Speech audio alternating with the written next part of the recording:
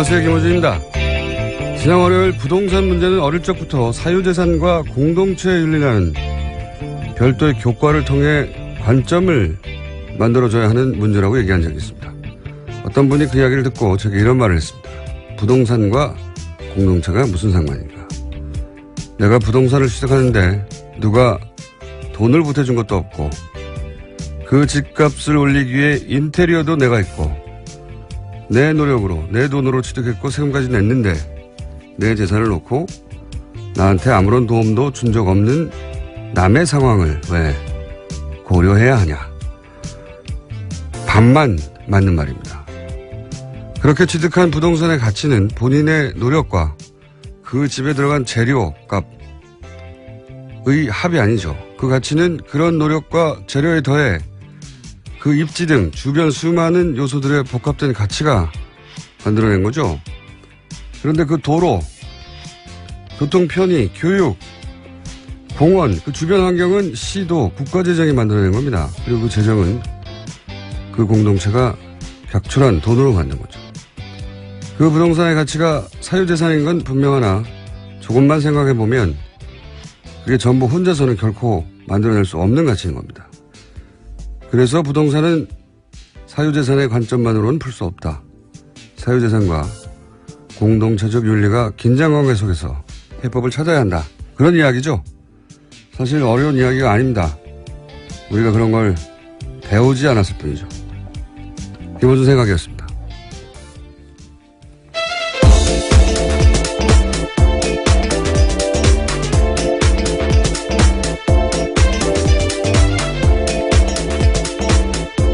시사인의 김은기입니다. 자, 어제 정치적으로 큰 사건 하나, 예. 그리고 또 국정농단에서 큰 사건 하나, 두 가지가. 네, 서초동도 시끄러웠고 여의도도 시끄러웠습니다. 아, 좋은 표현이네요. 아, 그런가요? 네. 제가 한 말보다 훨씬 좋은 표현.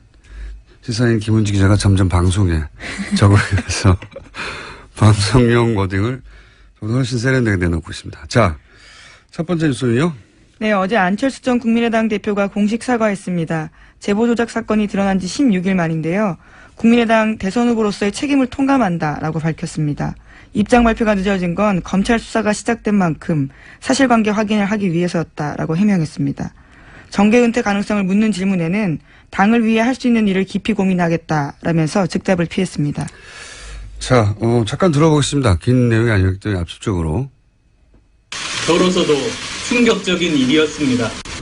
이번 사건에 대한 정치적, 도의적 책임은 전적으로 후보였던 제게 있습니다. 원점에서 제 정치 인생을 돌아보며 자숙과 성찰의 시간을 갖겠습니다. 처음 마음을 되새기며 돌아보고 또 돌아보겠습니다.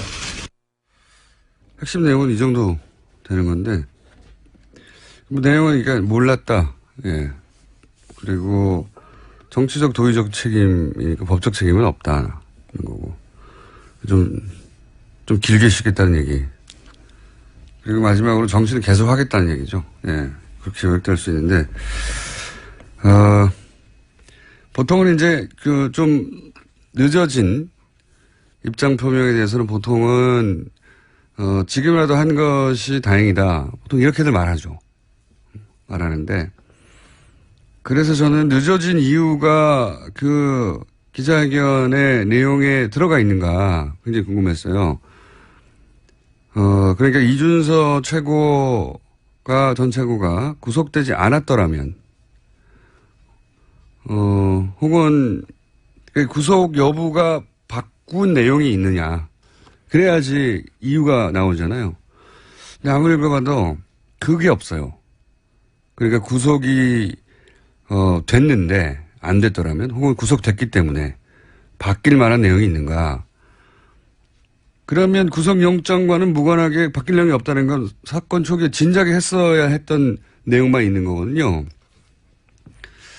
이렇게 되면은 그게 지연돼서 읽게 된 것은 지금까지 굉장히 많았는데, 당도 계속 그 지문을 받고 본인도 그런 추궁을 당하고, 그렇게 지연해서 얻게 되는 게 없는 거예요. 그 안에 내용도 없고 실질적으로 당에서도 아마 그 안 전 대표의 입장 표명이 어떤 돌파구가 되어 주기를 기대했을 텐데 그런 내용, 그런 역할이 없는 거죠, 여기서. 네, 그래서 어제 국민의당도 개인 입장의 사과라고 선을 그었습니다.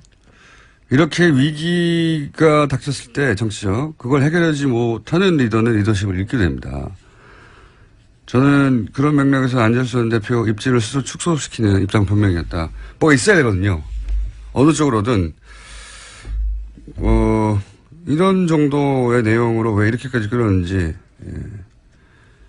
잘 모를 내용이었어요. 이 정도까지 끌었으면 어떤 방식으로든 그러려고 했구나 라는 나름의 승부수가 나와야 되거든요. 그게 뭐 정리한 테니까 그게 아니어도 그랬구나 하는, 모두가 다 납득하지 않더라도 어쨌든 저런 방식으로 이 국면을 돌파하려고 하는 거구나 하는 게 보여져야 되는데, 그게 없으면 그 리더를 바라보고 같이 따라갈 수가 없잖아요. 그래서 제 생각에는 그 입장 표명은 입지를 굉장히 축소시키는 입장 표명이었고, 다시 정치 전면에 서는데 시간이 꽤 걸리겠다. 생각보다 많이 걸리겠다. 그런 생각을 들게 하는 기자회견이었습니다. 예. 제 점수는 낮습니다. 아주. 예. 자, 이렇게 돌파구가 되는 뭔가 포인트가 있었어야 했는데 그게 너무 없었다. 국민의당 반응은, 그러니까 이게 개인 입장의 사과라고 선을 그은 이유 중에 하나가 그게 없었던 거죠. 같이 보조를 맞춰서 돌파를 할 수 있는 내용이 없었으니까.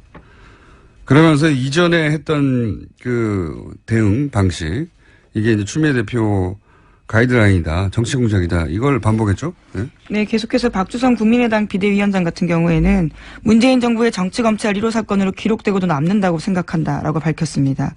그러면서 문준용 씨 특혜 의혹도 함께 규명해야 한다면서 당 차원의 특검 법안을 오늘 공개하겠다고도 밝혔습니다.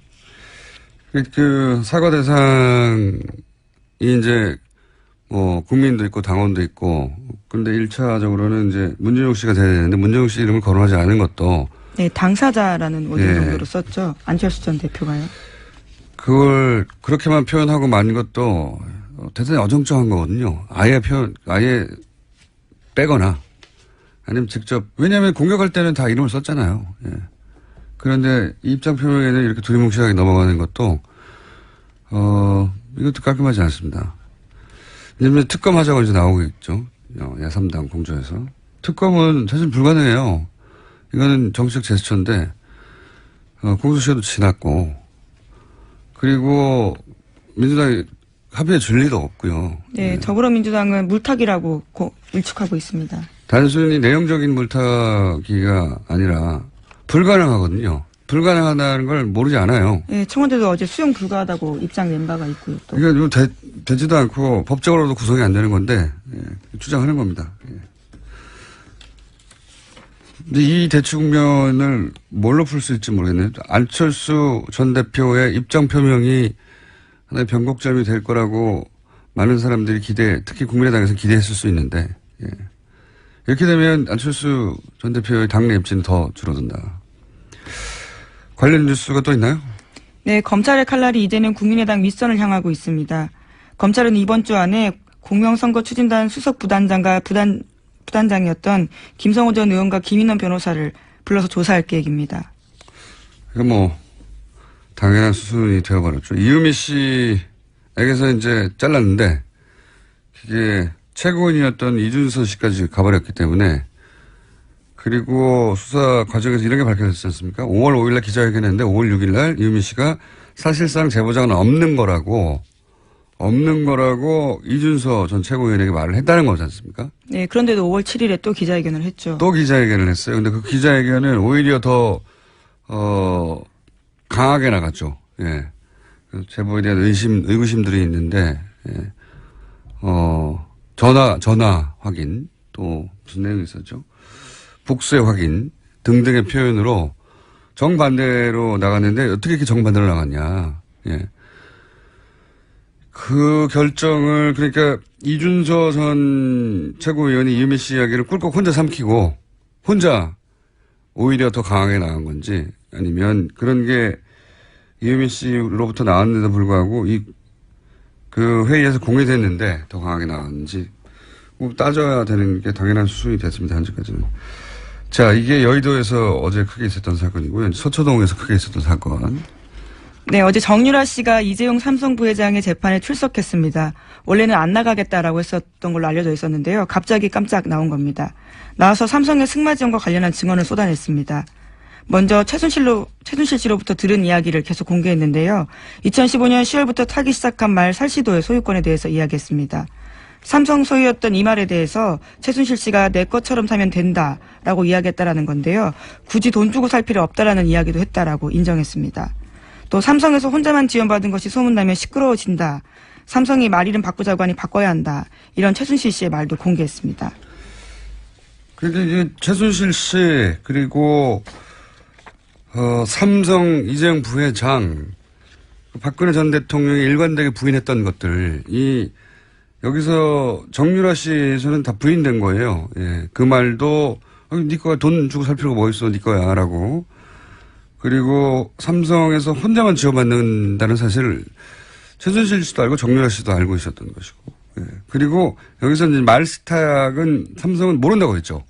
네, 일관된 입장입니다. 예. 최순실 씨가 혼자 몰래 거죠. 주도했다는 건데 이 정유라 씨의 증언에 따르자면 이게 이제 삼성이 이 제안을 하고 주도했다는 그리고 말 바꾸기 전날 삼성과 최순실 씨가 따로 만났다는 것도 얘기가 들어있어서 전면적인 삼성 입장을 뒤집는 거죠. 네, 수혜 당사자가 거기에 대해서 사실이 아니다라고 이야기한 겁니다. 그리고 뭐 녹취 파일도 있다고 얘기도 했고, 그죠? 네, 증거 삼성 변호인단이 공격하니까요. 자기에게는 전화통화 녹음 파일도 있다라고 제출할 수 있다고도 이야기했습니다. 그러면서 그런 얘기가 나왔지 않습니까? 그 정유라 씨에서 작년 9월 그러니까 국정농단이 시작하는 초기죠, 초기. 네, 한겨레가 첫 보도를 9월 20일에 했거든요. 네. 그리고 말 관련된 보도가 9월 23일에 나왔습니다. 경향신문을 통해서요. 거의 첫 말과 관련된 보도는 경향신문을 통해서 많이 나왔는데 거의 첫 보도입니다, 이게. 첫 번째인데 그러니까 정유라 씨에게 말을 지원한 거 아니냐는 의혹이 등장을 한 첫 시기인데 정유라 씨 얘기로는 그 보도 있기 전에 네, 이미 그 전이라는 거죠. 네, 전에 삼성에서 앞으로 시끄러질 것 같으니까 말을 바꾸라는 얘기를 최순실 씨에게 삼성이 했다는 거잖아요, 삼성이. 네, 그 이야기를 자기가 또 들었다라는 거고요. 그리고 또 이제 그 이후에 이제 본격적인 말 세탁, 말 중개상을 통해 가지고 삼성 말을 주고 더 비싼 말을 최순실 씨가 돈을 내지 않고 가져가고. 근데 그때 발생한 차액, 그걸 누가 내느냐? 그거를 엿볼 수 있는 새로운 사실이 나왔어요. 정유라 씨에 의하면 말 중개상한테 들었다는 얘기죠. 말 중개상이 삼성에서 차액을 받아야 하는데 안 준다고 지금 불만을 토로했다는 거 아닙니까? 네, 그 중개상 같은 경우에는요. 삼성에서 돈 필요한데 왜 안 주냐라는 이야기를 자기가 직접 들었다고 이야기했습니다. 그러니까요. 말 교환의 차액을 이전까지 특검위에 주장했던 것은 그 차액을 최순실 씨가 주고 그 차액만 주고 말을 가져갔다는 게 특검의 파악 내용이었어요. 그런데 정유라 씨의 지금 주장은 말 중개상은 그 돈을 삼성으로부터 받는 것으로 알고 있었다는 거죠. 그러니까 차액도 최순실 씨가 내는 게 아니었다는 새로운 사실이 이게 사실이라면 정유라 씨에 의해서 주장된 거죠. 당사자에 의해서. 네. 어제 특검이 이렇게 물었습니다. 삼성이 차액을 안 보내줘서 당사자가 짜증낸 적 있느냐라고 물어보니까 안드레아스, 그러니까 승마 코치이자 말 교환했던 사람이 영어로 삼성 needs to pay me, 그러니까 삼성이 내게 돈을 줘야 한다라고 말했던 기억이 난다라고 이야기했습니다. 뭐 이게 나중에 최종적으로 최순실 씨가 자기 주머니에서 돈을 꺼내줬는지 아니면 이 돈조차 돌려서 받아서 줬는지 아니면 삼성이 줬는지 그건 모르겠어요. 모르겠지만 애초 말이 되기로는 말 중개상 말이 두 번 나오네요. 예, 앞에 말은 이야기가 되기로는 말 중개상은 그 차액도 삼성으로부터 받는 걸로 알고 있었다는 거죠. 예. 처음 나온 내용입니다. 그리고 재밌는 것은 말을 바꾸기 전에 자신의 승마 코치죠. 예. 코치이자 첫 번째 돈을 받는 그 창구가 됐던 코어 스포츠, 그 이전 전신인 비덱 스포츠의 대표까지 했던 캄플라데라는 사람한테서 말 바꾸기 전날 삼성전자 임원 2명과 엄마가 만났다. 예. 말 관련된 얘기, 말 교환에 관련된 얘기가 아니겠는가, 뭐 이런 추정인데, 재밌는 것은 이게 그 통화 내용 녹음 파일이 있다는 겁니다. 예, 녹취, 물증이 있다라는 거죠. 자기 말을 증명할 수 있는. 그러니까 딸이 자신의 승마 코치한테서 엄마가 이런 일을 했다라고 하는 증언을, 그때는 증언이라고 할 수 있을지 없을지 모르는 상태인데 굳이 녹음해 놨다는 거잖아요. 예. 우리가 아는 전형적인 모녀 관계를 보면 안 된다는 생각을, 굉장히 큰 스펙타클한 사건입니다. 근데 이것만 해도 스펙타클한데 이 증언이 이루어지는 과정은 더 스펙타클해요. 네, 그렇죠. 엄청납니다. 예, 증인 출석 놓고 정유라 씨와 변호인단에서 다른 이야기를 했는데요. 변호인단은 박영수 특별검사팀의 강요나 회유로 정유라 씨 증인 출석이 이루어졌다라고 주장하고 있습니다. 하지만 정유라 씨는 어제 법정 나와서요.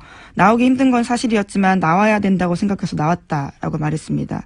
그러면서 자기가 여기 나오는데 여러 만류가 있었던 건 사실이라고 밝히기도 했습니다. 이게 진짜 있을 수 없는 일이거든요. 변호인이 불출석 사유서를 냈어요. 나갈 필요가 없는 겁니다.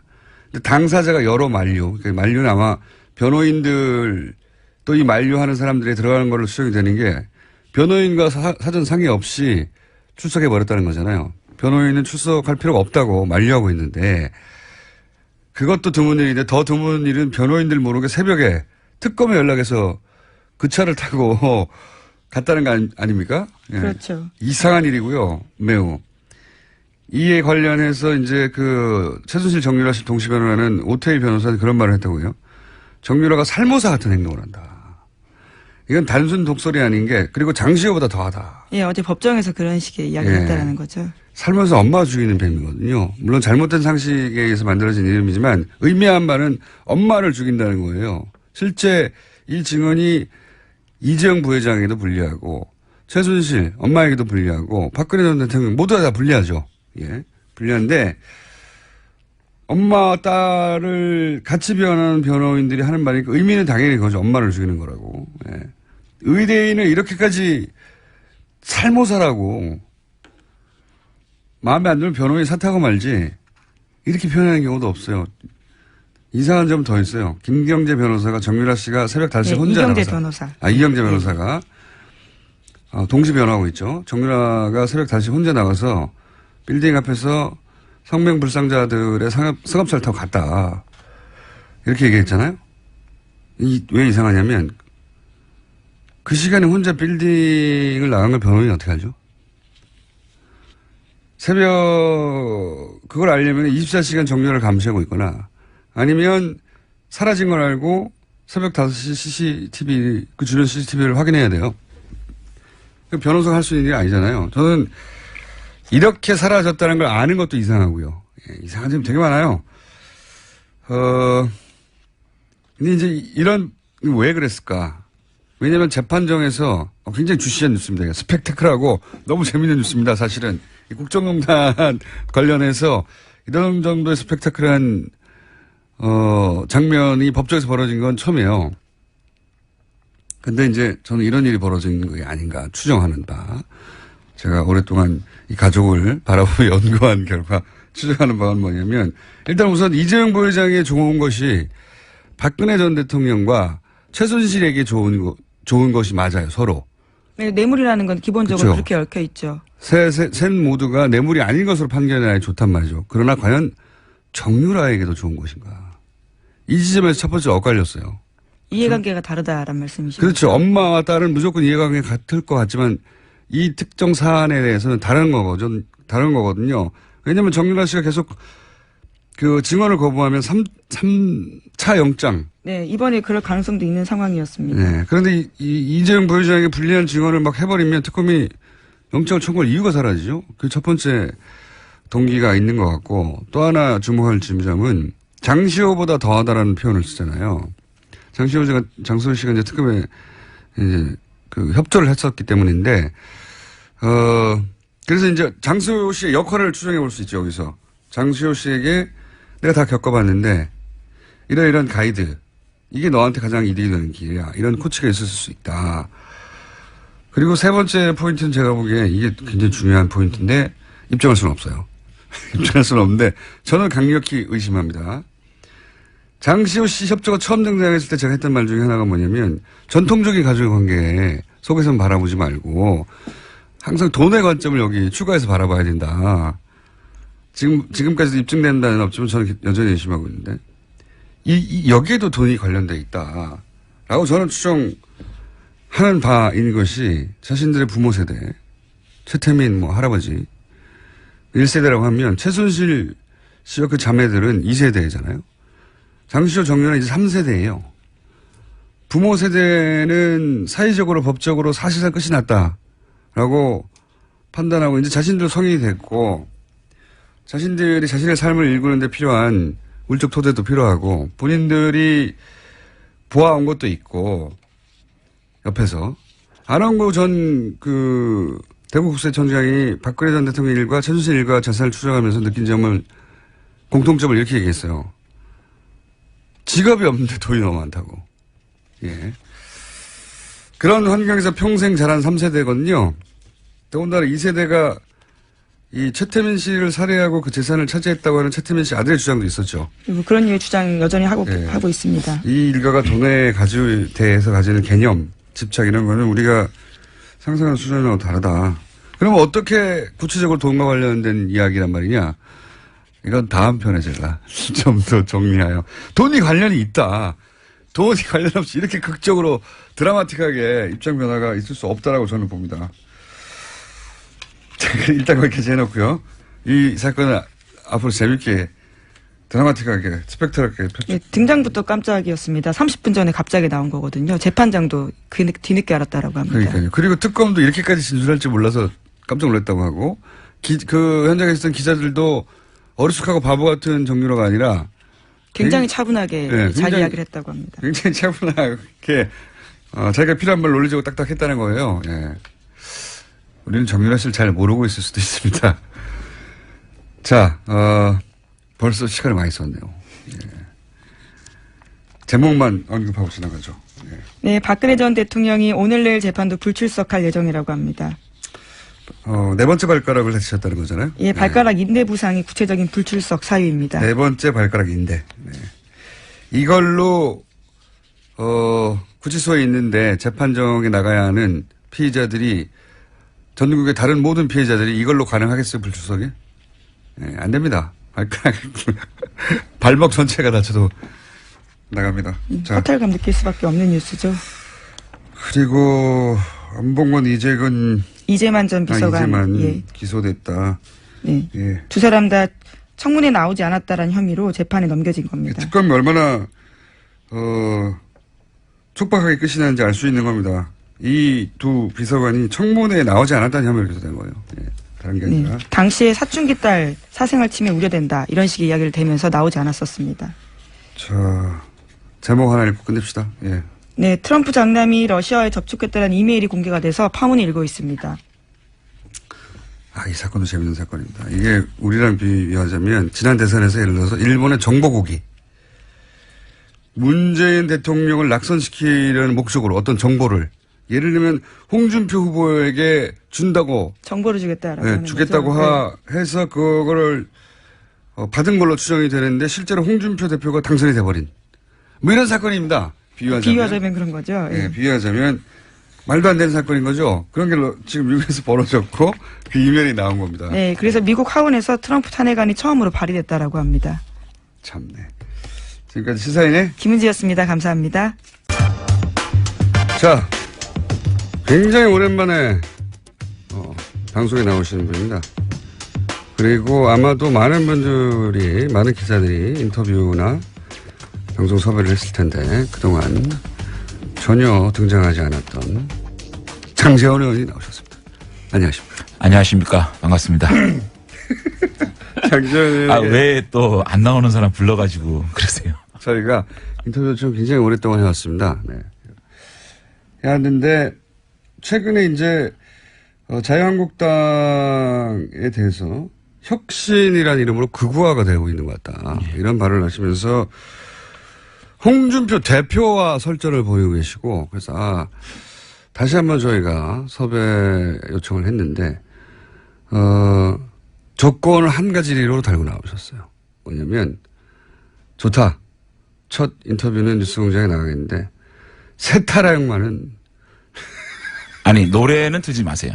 세타령만은 틀지 말아달라고 해서. 아니 세타령이 아니라 네. 다른 노래도 틀지 마세요. 아니 이제 저희가 처음에 듣기로는 세타령을 틀지 말라고. 아니 노래를 틀면 네. 제가 정말 지금 당에서 해야 될 일이 많거든요. 네. 그래서 저희가 이렇게 정치인이 희화화돼 버리면 네. 그것이 딱지가 딱 붙게 되면 네. 힘들어요 지금. 지금은 당이 혁신을 해야 되고 네. 많은 의원들과 함께 해야 되는데 네. 그 동력이 사라져요. 그래서 저희가 네.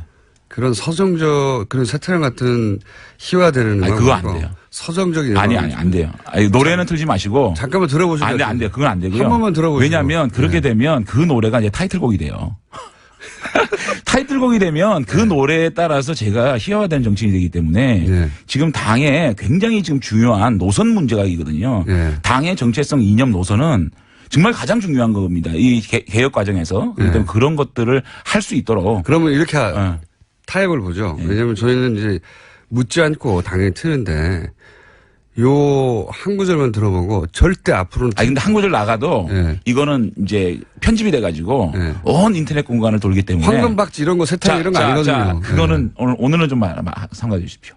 그러면 제가 끝날 무렵에 중요한 얘기 다 끝나고 나서 그건 또 의논해 보자고요. 아니 저희도 심혈을 기울여서 준비한 그 등장 음악이기 때문에 이게 세타령이나 또는 뭐 황금박쥐처럼 경박하고 이런 게 아니거든요. 어쨌든 제가 지금 전개되는 서정적이고 가슴에 와닿고 촉촉해지는 음악인데. 어쨌든 저의 각오를 좀 먼저 밝히면요. 잠깐만요. 그 전에 각오 전에 네. 탈당을 결정적. 왜냐하면 저희는 탈당 마지막 순간까지도 네. 마지막 순간까지도 이게 아니다. 이게 다시 되돌아가야 할지 모른다는 고민을 하셨다는 걸 알고 있어요. 그렇습니다. 네. 최후의 순간까지도 돌아갈 거의 직전까지 가신 것을 알고 있는데 왜 돌아가지 않았는지를 모르겠어요. 왜냐하면 그때부터는 연락이 끊겼기 때문에. 네. 네. 왜. 근데 이제 결국에는. 제가 자유한국당으로 다시 가고 또 간 상황에서 다시 고민한 지점, 그런 지점들을 지금 또 얘기하는 건 좀 부적절하다고 보고요. 그래도 얘기 한번 어쨌든 간에 네. 한번 제가 하세요. 지금까지 저의 결정, 그 자유한국당으로 복당한 결정에 대해서 지금까지 전개되는 상황을 보게 되면 제 정치 인생뿐만 아니고 제 삶 전체에서 가장 잘못된 결정을 했다라고 생각을 합니다. 자유한국당에 들어간 것이. 그렇습니다. 지금까지는 그래요. 네, 지금까지는 그런데 다만 후회하는 정도가 아니라 그렇습니다. 정치 인생 전체에서 그렇습니다. 정치를 떠나서 인생 전체에서 오점이라고 생각을 해요. 잘못된 결정이었다고. 그런데 근데 마지막 순간에 왜 그렇게 했는지 나중에 제가 다시 네, 여쭤볼게요. 그런데 네. 그러한 결정이 보수 대통합이라든지 또는 보수 개혁이라는 결론을 도출한다면 다행이고요. 결과적으로 다행이고요. 네. 그것이 안 된다 그러면 저는 그 결정에 대한 정치적 저는 책임을 질 겁니다. 그런 각오로 있습니다. 그런 얘기는 이제 국회의원 그만하고. 글쎄 이제 그거에 대해서는 안철수 대표도 대충 얘기했는데 저는 이게 더 수위가 높지 않나요? 어쨌든 우리 지역 주민들한테 피해가 지난 방향에서 네. 불출마합니까? 만약에 보수 대통합 혹은 네.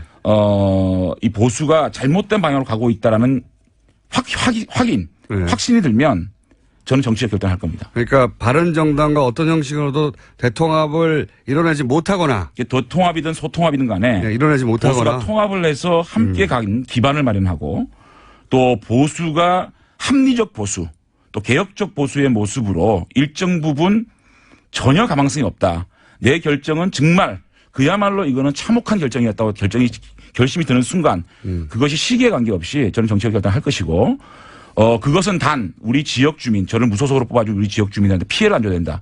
그 사이에서 제가 정치적 결단을 할 것이고 피해를 안 줘야 되는 그런 제가 그 어떤 결심을 가지고 결기를 가지고 임하고 있다는 말씀을 드립니다. 구체적으로 그럼 불출마를 할 수도 있다는 얘기인가요? 그래서 그거까지는 어떤 방식이 될지 그 책임이 어떤 방식이 될지는 네. 안철수 대표도 대충 뭉개고 갔는데 이 정도 안철수 얘기하면 대표는 이제 내려놓을 대표도 없고 사퇴할 의원직도 없잖아요.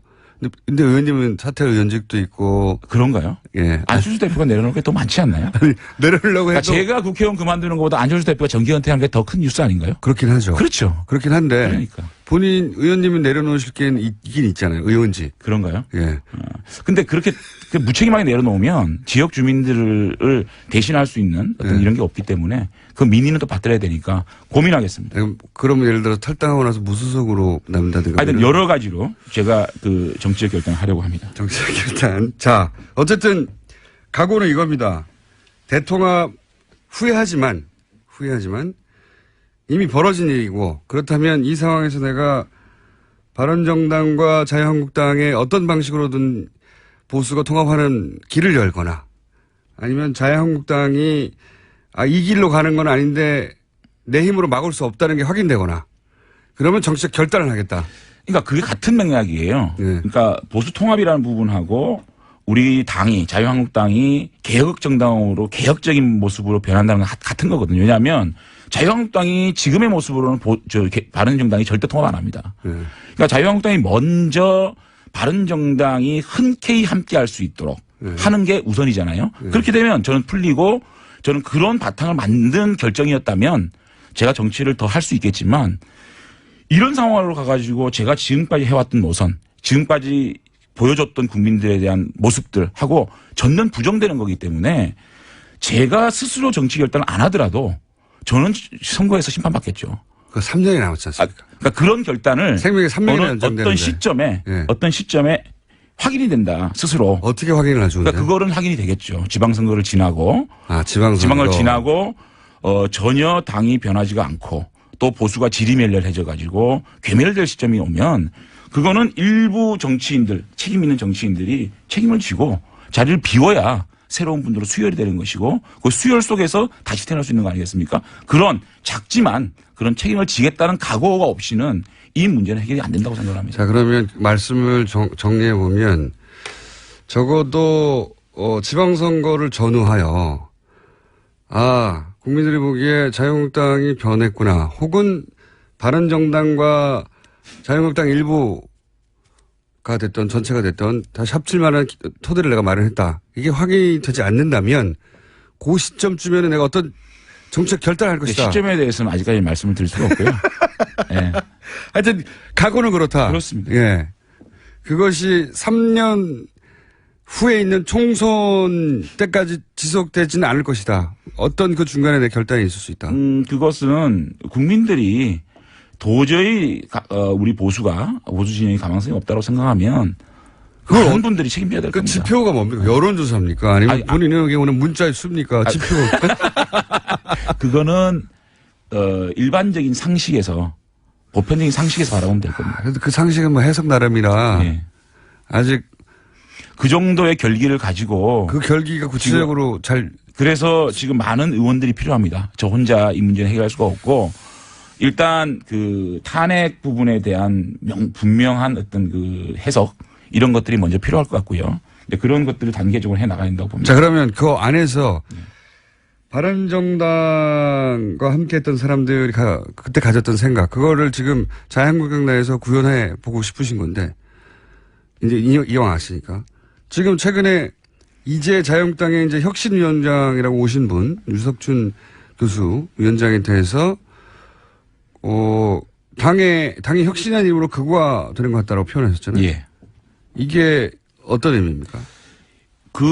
제가 그 페이스북에 그걸 올렸을 때 홍준표 대표께서 이 극우의 개념을 다시 한번 보고 비판해라 이렇게 말씀하셨잖아요. 네. 그러면서 어저께 대변인 논평 나온 거 보니까 극우의 개념을 말씀하시더라고요. 네. 뭐 이탈리아의 무솔리니 예. 또 파시즘, 네. 극단적인 인종주의, 폭력 이런 얘기 하시는데 일반적인 우리가 극우라 그러면 네. 우측에 있는 분들 중에서 가장 우측에 있는 분을 일반적으로 극우라 그러잖아요. 일반론으로 가게 되면.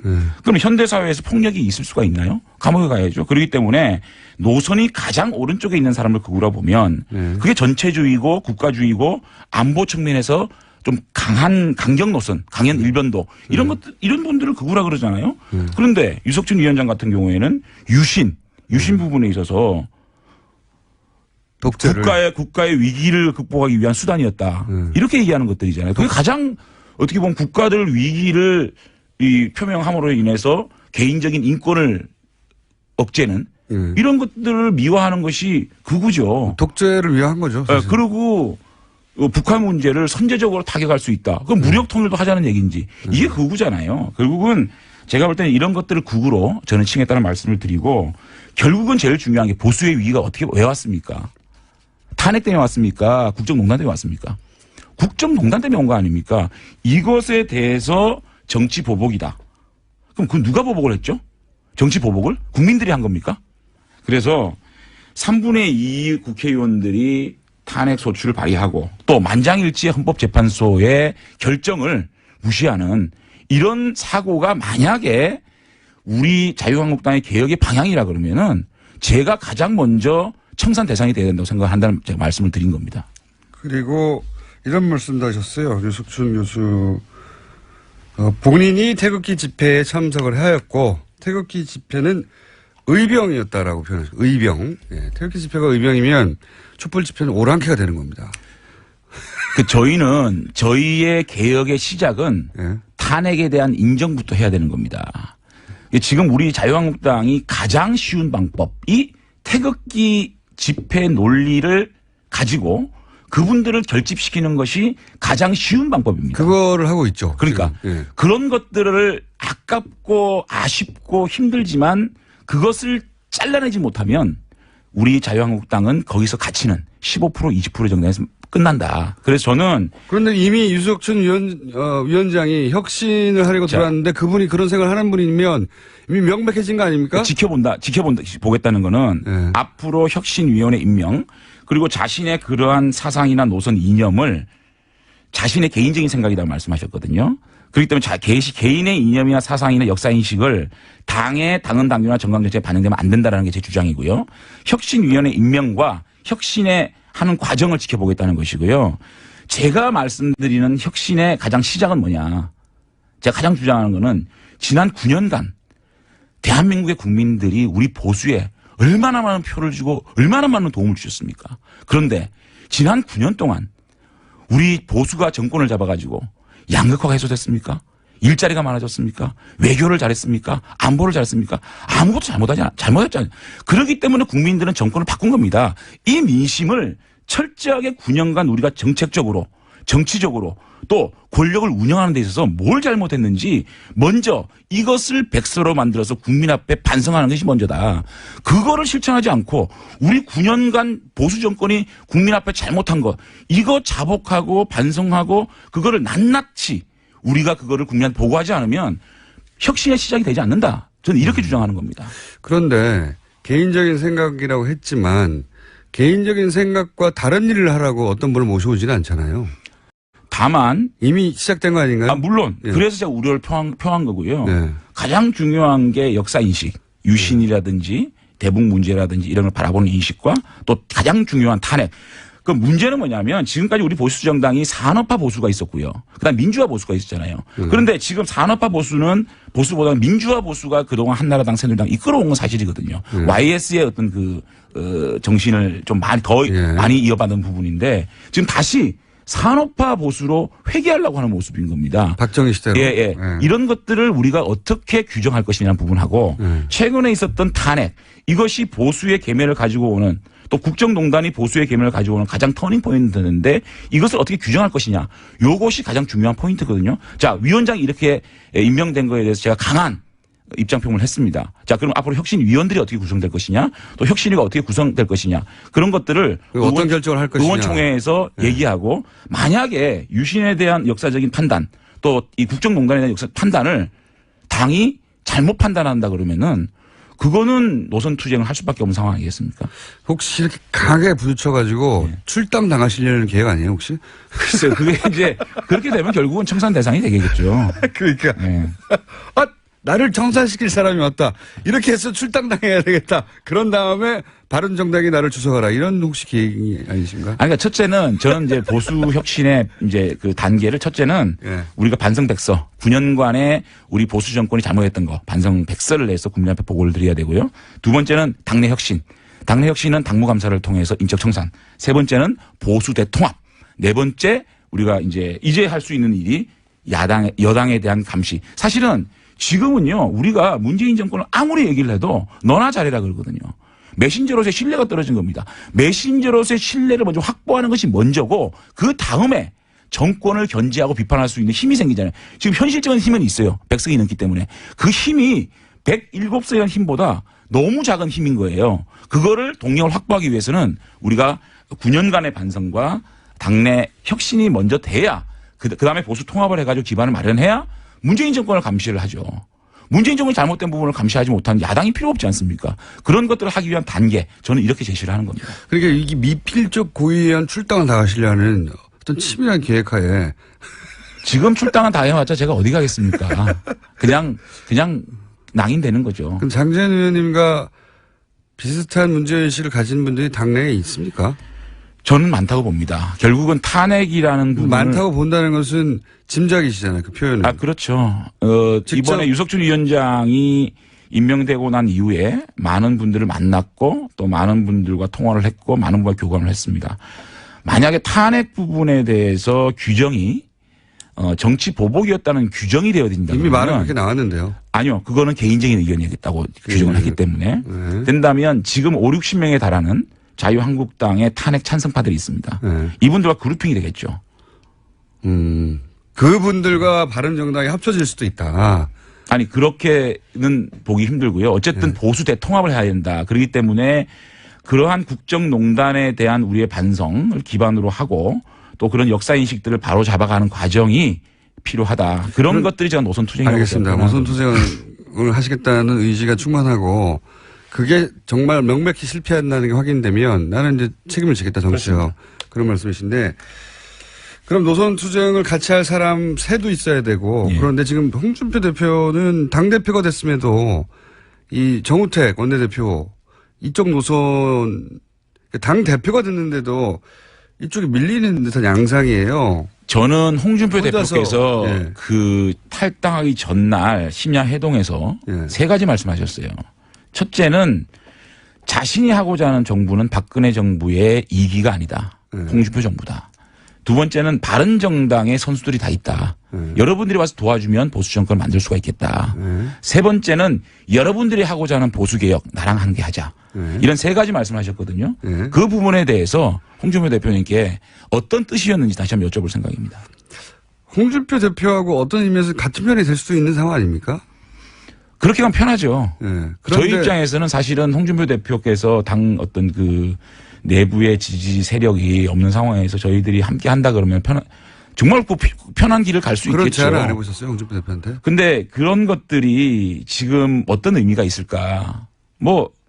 그래도 혼자 하는 것보다 당대표하고 손을 잡는 게 낫지 않습니까? 그래서 네. 대표님께 지금 제가 독대를 한번 신청을 할 생각입니다. 이 방송을 통해서 하시는 겁니까, 지금? 아니, 제가 여러 요소로 말씀을 드리고 있습니다. 같은 당에 있는데 그냥 쭉 들어가서 만나면 되는 거 아니에요? 그렇겠죠. 예. 그러니까, 그거 결심까지 하실 일은 아니에요. 결심은 아니고요. 어쨌든 제가 한번 터놓고 말씀드릴 기회를 가지려고 합니다. 나오신 김에 이제 앞으로 저희 방송에 자주 나와서 욕 문자도 많이 받으시고 그러면 좋겠고요. 바른정당에 남아있는 분들에게 혹시 하고 싶은 얘기는 없어요? 일단은 그렇게 황영철 선배한테 제가 여러 번 말씀을 드렸어요. 내가 형님하고 같이 돌아가지 못해서 미안하고 또 형님이 외롭게 돌아가는 데 대해서 참 가슴이 아프다라는 말씀을 드렸고 어쨌든 제가 바른정당과 함께 할 수 있는 그런 마중물 역할을 제가 하겠습니다. 형님은 거기서 왜 못 돌아가신 거예요? 거의 돌아가실 뻔했잖아요. 예. 결정적으로 가족입니까? 동지들입니까? 환경입니까? 뭡니까 카테고리가? 결정적으로 못 돌아가요. 제가 사실은 이제 탈당 기자회견하고 한 밤에 문자를 받았어요. 문자를 받았는데 고등학생인지 의원님을 정말 좋아했는데 실망이다 실망이다 그런 여러 가지 문자를 받고 영철이한테 전화를 했어요. 황영철 선배한테. 형님 우리는 아니지 않느냐. 우리가 이렇게 국민들한테 실망을 드리고 어떻게 정치를 하겠냐. 나도 그렇게 생각한다. 내일 자기는 기자회견 하겠다. 그래놓고 본인은 왜 다시 갔냐고요. 아니 그래서 이제 그거는 제가 좀 이따 말씀을 드릴게요. 언제요? 예, 제가 다음 주요? 또 나오라고요? 네. 아니 이제 기왕 기기를 들어섰는데 네. 제가 보기에는 기록을 깰 수 있지 않을까 다시 김성태가 세웠던 기록이 있는데 네. 그것만큼은 안 돼도 어쨌든 지금 막 옵니까? 아니, 예상보다 적게 와요. 네. 지금 굉장히 잘하셨다는 거죠. 아, 그래요? 예. 아니, 근데 저는, 제가 정직하게 얘기를 해서 이렇게 사랑을 받고 있는 정치인인지 몰랐어요. 아, 정말 제가 이거 오바가 아니고요. 저는 사실은 솔직히 말하면 제일 먼저 김성태 선배가 욕을 제일 많이 먹을 줄 알았고, 네. 그 다음에는 권성동 의원인 줄 알았는데, 네. 실검이 제가 1위더라고요. 네. 그래서 저한테 비난이 제일 많이 쏟아지더라고요. 그래서, 내가. 서정적으로 끝내보겠습니다. 네. 서정적으로. 그러니까 제가, 이렇게 그동안 많은 관심을 받아주셨는데, 제가 이렇게 실망을 드렸구나라는 마음을 가지고, 앞으로 좀 더 결기 있고, 좋은 모습으로 정치를 해야 되겠다는 생각을 합니다.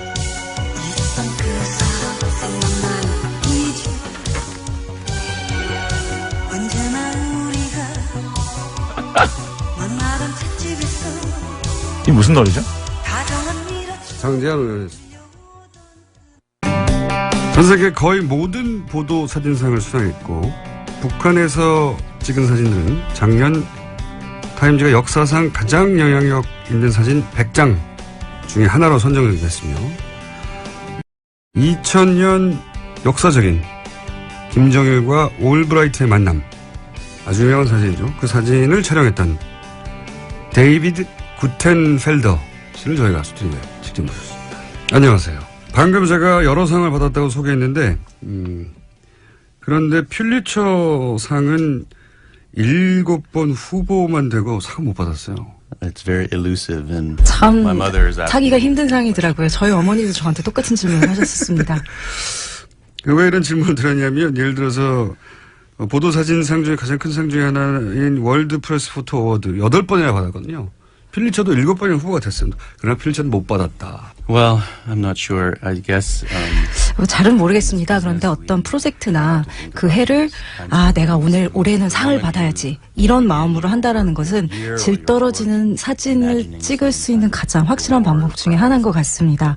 또 연말이 됐을 때 7번씩이나 떨어지고 나면 올해도 또 신부가 아니라 들러리야 이런 생각을 하게 되긴 하죠. 그러니까 받고 싶다는 거잖아요. I guess so. 아마 네. I mean, the photographs that have won awards like that are 아마도 이런 상을 받게 되면 아이콘이 되면서 사람들의 기억 속에 영원히 자리하게를 답니다. 그래서 이 찍힌 사람들이 이런 상을 통해서 사람들에게 영원히 기억되고 불멸의 삶을 받게 된다는 거 아마도 그런 것이 때문에 이런 상이 중요하지 않은가 생각은 듭니다. 네, 받고 싶은 것으로 정리됐고요. 자, 그러면 포토 저널리스트가 직업인데 포토 저널리스트가 어떤 직업인가요? 설명을 좀 해주세요. I guess we have a wide variety. 사실 여러 가지 역할을 저희가 할 텐데요. 저는 이제 그 뉴스 사진을 찍는 걸로 저희가 시작을 했습니다. 그래서 뭔가 중요한 이런 그 사건들이 생기면 빨리 달려가서 그 사진을 찍는 거죠. 그래서 이렇게 해서 사람들이 무슨 일이 지금 세계에서 일어나고 있구나 이런 거를 갖다가 이런 식으로 이제 그래야 알릴 수가 있으니까요. 그래서 이렇게 여러 가지 분쟁이나 재앙이나 재해가 있는 곳으로 많이 다녔습니다. 중요한 일이었고 저한테도 잘 맞고 누군가는 했어야 하는 일이었고 그래서 이제 쭉 하다가 지금은 약간 지금 포토 저널리즘을 지금 좀 다르게 제가 접근을 하고 있습니다. 지금은 내셔널 지오그래픽에서 일을 하고 있는데요. 보다 장기적인 관점을 취하고 있죠. 그래서 좀 더 다큐멘터리라고 할까요? 사람들의 인생을 더 깊게, 더 심화해서 좀 더 오랫동안 이렇게 들여다보는 그런 일을 하고 있죠. 그냥 뭔가 분쟁이 났을 때 그 맨 앞에 가서 성급하게 가서 그것을 찍는 것 이상의 지금 일을 하고 있습니다. 제가 알기로는 20여 년간 이제 AP통신의 포토 저널리스트로 활약을 하셨고 그리고 지금 말씀하신 대로 이제 그런 사건의 현장, 르완다, 콩고, 시에라리온, 이라크, 아프간, 사고 현장도 여러 나라가 있을 수 있는데 보면 굉장히 위험한 분쟁 지역이나 아니면, 중국의 스탄 지진 혹은 일본 쓰나미 재난 지역, 이렇게 위험한 지역 취재를 많이 했는데, 그리고 그게 본인한테 맞는다고 그랬는데, 이런 위험한 지역을 주로 가는 이유가 있나요? I started my career working in Africa because I was a 사실 student. 제가 아프리카를 처음 학생 때 가게 됐습니다. 그때 탄자니아를 갔었고요. 공부하러 이제 학부학생으로 갔다가 아주 사랑에 빠져서 더 오래 머물게 됐었는데요. 그 당시만 해도 그때가 이제 1990년대였는데 굉장히 이런 전쟁이나 분쟁 같은 게 여기저기서 쉴 새 없이 많이 일어나던 때였습니다. 이제 그러다 보니까 내가 그러다가 내가 사진사가 되고 싶다라는 생각을 했고 뉴스 사진사로서 이게 되게 내가 할 수 있는 가장 중요한 일이다라는 생각을 하게 됐죠. 그래서 제가 진짜 사랑하고 관심이 있던 건 아프리카 대륙이라는 지리적인 지역이었지만 그렇게 하다 보니까 제가 이제 그 AP에서 한밤중에 걸어가서 야 여기 뭐 생겼는데 갈 수 있겠냐 하면은 가는 그렇게 해서 그런 전화를 받는 그런 사람이 된 겁니다. 그래서 제가 지금 젊은 그 뉴스 사진사들한테 말한다라는 게 말을 자주 하는 게요. 이거를 갖다가 네가 되게 일을 잘해서 한 번 하면 아마 또 해달라고 계속 전화가 올 거다. 그러니까 여기에 대해서 좀 조심해라 그런 말을 하기도 합니다. 제가 사실은 바로 그 자리에 있었고요. 그렇게 계속 부탁을 받고 아무도 안 가는 굉장히 위험한 지역에 가라 그러면 잘 가고 갔다가 사진을 갖고 또 잘 살아 들어오고 그러다 보니까 이것이 제 천직이 됐고 제 삶의 목적이 됐고 사람들이 안 가는데 기꺼이 들어가서 그래서 거기에 있는 사람들의 현실과 뉴스를 갖고 오는 그런 일을 쭉 하다 보니까 이렇게 됐습니다. 그래서 저는 그러다 보니까 이게 굉장히 중요한 일이구나 그런 생각을 가지고 계속하게 된 거죠. 근데 이제 이런 분쟁 지역 같은 경우에 이게 이제 법이 미치지 않는 상황이 많고 굉장히 위험하단 말이죠. 그러니까 당연히 두려움을 느낄 거고. 근데 이 두려움은 어떻게 극복하는지 그리고 그렇게 두려웠던 지역에 또다시 들어가는 이유는 뭔지 다시는 여기 오지 말아야지 한 결심한 후에 다시 들어간 적은 없는지 그럴 때 그 이유가 뭐냐 두려움을 어떻게 극복하냐 왜 계속하냐. It's true that every time you go and you have a 물론 갈 때마다 굉장히 공포스러운 경험을 하게 되고 다시는 안 간다라고 맹세를 그 순간은 하게 됩니다. 그런데 또 갈 때마다 거기서 내가 발견하는 이야기, 사회 그리고 또 사람들의 인생에 대해서 좀 더 깊이 연결되고 내가 여기에 책임이 있구나라는 느낌을 더 받게 됩니다. 그래서 어떻게 보면 양쪽 방향으로 다 이렇게 갈등을 느끼게 되는 건데요. 아마 그 좋은 예가 아프가니스탄이 아닐까 합니다. 그러니까 이제 그 9.11 사태 이후 직후에 2001년에 제가 아프가니스탄을 이제 처음 갔었는데 또 가고 하다 보니까 거기서 10년을 제가 보내게 됐습니다. 말은 정말 공포스러운 그런 이제 경험도 많이 했지만요. 또 돌아갈 때마다 내가 지금 이 얘기를 반드시 전달해야 하겠다는 그 나 자신의 결심도 또 더 많아지게 되었습니다. 그래서 이런 또 이제 위험이나 공포를 닥쳤을 때 이제 어떡하지 이런 상황이 왔을 때 사실 잊어버리기 되게 어렵죠. 그렇지만 또 동시에 약간 이제 얼굴이 또 두꺼워지게 된다고 할까요? 그리고 이런 것에 대해서 대처하는 나름의 기술, 이런 데서 살아남는 생존 기술도 생기게 되기는 합니다. 근데 이런 것들이 반드시 일상으로 돌아왔을 때 유용한 기술은 아닙니다. 사실은 이게 대가고 이런 데 더 잘 적응하게 될수록 오히려 일상으로 돌아왔을 때는 그 삶에 다시 더 적응을 못하게 되는 그런 요인으로 작용할 수도 있습니다. 2011년에 평양의 서양 매체로는 처음으로 AP통신 지국을 열었고 거기에 크게 영향을 미친 걸로 알고 있는데 평양을 처음 간 것은 그 올브라이트가 김정일 당시 국방위원장을 만났을 2000년 그때인가요? Yeah, in 2000. 그때 이제 당시 국무장관이었던 매들린 올브라이트가 이제 북한을 방문했을 때 AP 그때 전 AP를 위해서 일했고 그때 이제 평양 궁전에서 그때 그 회담이 이루어졌었습니다. 그때 제가 그 풀 사진사 그 모든 그 미디어의 사진사를 다 대표해서 혼자 갔었는데요.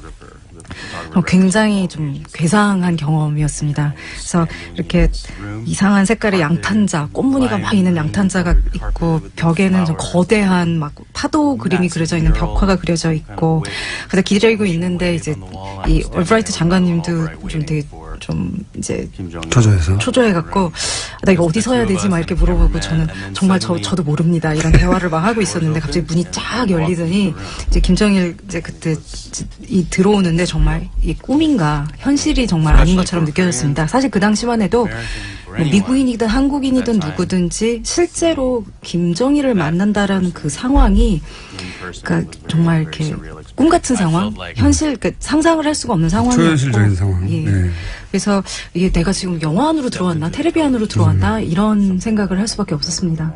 그 사진도 굉장히 유명한 사진이죠. 그 이후로 북한을 여러 번 간 걸로 알고 있는데 몇 번이나 갔고, 그리고 북한을 찍은 사진으로 이제 타임지 선정 역사상 가장 영향력 있는 사진 100장에도 뽑혔고, 그런데 그렇게 여러 번 간 사람으로서 북한이 다른 국가하고는 좀 다른 점이 있습니까? 사진의 대상으로서? I think between 2000, my first trip with Albright. 제가 아마 2000년대 처음 그때 이제 올브라이트 장관이 오셨을 때 같이 가서 2015년까지 50번 정도를 갔었습니다. 50번. 예. 그리고 아마 대부분이 2011년부터 14년 사이에 그 AP와 일을 할 때 그때 대부분 갔었는데요. 아마 매달 갔었고 갈 때마다 10일에서 2주 정도 이제 머물렀었습니다. 다 합치면 1년 이상 머물렀네요. 네. 그래서 아마 근데 이제 제가 저를 그렇게 가고 싶게 만든 거의 집착적으로 자꾸 돌아가게 만든 거는요. 물론 이제 서구인들이 북한에 이렇게 가본 사람들이 거의 없다라는 거. 그래서 북한 안에서부터 뭔가를 찍어서 이렇게 바깥으로 바깥 세계로 이제 전송을 한 경험이 거의 없다라는 거. 그렇기 때문에 이게 중요한 거다. 물론 그런 것도 있었지만요. 사진사로는요. 정말 가자마자 그 장소의 어떤 느낌이랄까요? 모양이랄까요? 모든 게 다 사진 찍을 갑니다. 모든 게 피사체가 될 수 있다. 그러니까 왜냐하면은 외부인들이 어떤 독립적인 시선의 관점을 북한으로 갖고 가서 그 북한이란 사회가 보여진 적이 단 한 번도 없거든요. 그래서 이런 여태까지 북한에 대해서 알려진 모든 시각적인 기록들, 이미지들은 다 정치 선전의 일부로 일방적으로 북한이 주어진 겁니다. 그렇기 때문에 이런 새로운 관점에서 북한이라는 것이 보여지는 게 처음이라는 거. 그렇기 때문에 심지어 제가 먹는 저녁까지도 바깥에서 아무도 이것을 본 적이 없기 때문에 다 뉴스거리가 될 수가 있었습니다. 그렇기 때문에 이렇게 뉴스 저널리스트로서, 그러니까 포토 저널리스트로서 모든 게 다 뉴스거리가 될 수 있는, 모든 게 이 사회를 설명하는 퍼즐의 조각이 될 수 있는 것들에 둘러싸여 있다라는 건 참으로 매혹적인 일이 아닐 수 없었습니다.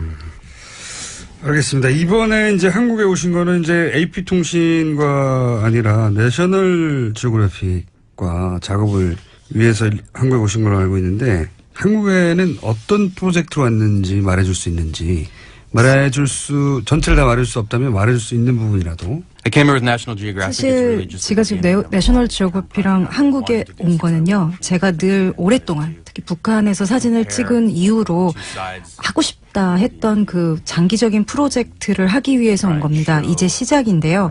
제가 하고 싶었던 거는 양쪽을 비교하는 겁니다. 그래서 이제 DMZ의 저쪽은 봤으니 이제 이쪽은 어떻게 보이나. 그래서 사진을 통해서 전쟁 이후에 이 남한과 북한이 어떻게 갈라졌나. 또 그런데 아직도 함께 나누는 것이 있는가. 그래서 이 한반도에서 이 한민족이라는 틀 안에서 아직도 서로 공명하는 부분이 있는가. 어떻게 갈라져 왔는가. 이런 거를 사진으로 찍어보고 싶었습니다. 제 생각에는 이 프로젝트가 성공적으로 끝나면 퓰리처상을 받을 것 같아요. Yeah, I'm not thinking about that. 그래서 지금 그 생각은 하지 않고 있고요. 퓰리처 얘기입니다. 예. 그리고 이제 북한에서 제가 했던 거, 그리고 또 남한에서도 이제 제가 앞으로 할 거, 같은 결국 접근입니다. 제가 찍을 거는 뉴스 사진이 아니고요. 사람들의 일상에 관한 겁니다. 이게 아마도 북한에서 특히 강력한 어떤 효력을 발휘했던 건 사람들이 북한 사람들의 인생에 대해서 바깥에서 전혀 아는 게 없기 때문에 더 그랬던 것 같고요. 기본적으로 저는 인간 중심의 접근을 하려고 합니다. 이 진짜 사람들의 진짜 삶 외에 더 발견할 가치가 있는 것은 없다라는 게 저의 접근법이고요.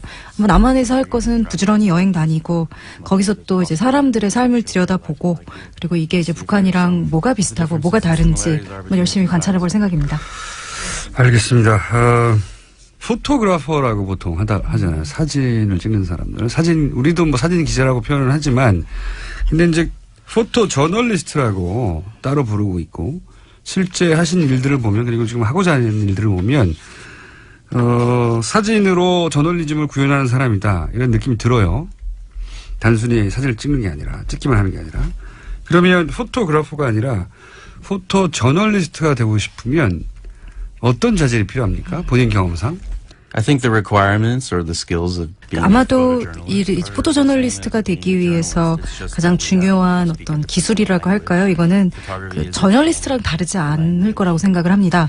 결국 사진도 또 다른 또 하나의 언어고 그 다른 좀 언어를 구사한다라는 거 외에는 보통 저널리스트랑 똑같다고 생각을 합니다.